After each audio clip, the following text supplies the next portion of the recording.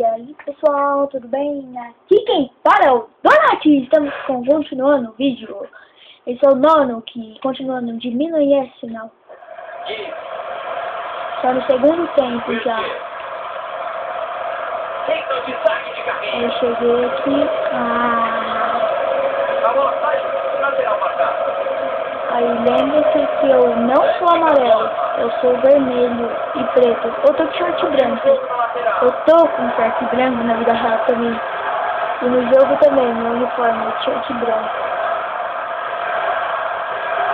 Tem opção de jogada pela direita. Cruzamento mal feito. A defesa fica com ela.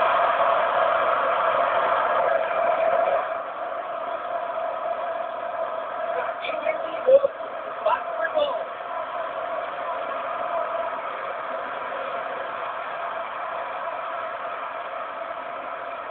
Voltando. O Arsenal tem uma arremesso no campo de ataque. Dante Cazorla. Passe perfeito. E a defesa levou a melhor.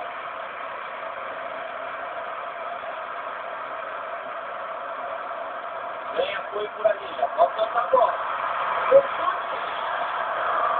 A defesa é esse.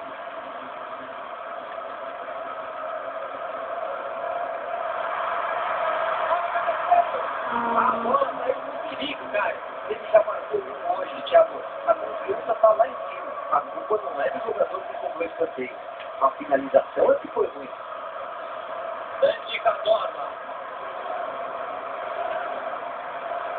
Que taverninha para confundir a marcação. Vai conduzindo a bola para trás. Dante Cazorla. Pegou o goleiro. Ele jogou com muita personalidade. Foi corajoso e tomou a decisão certa.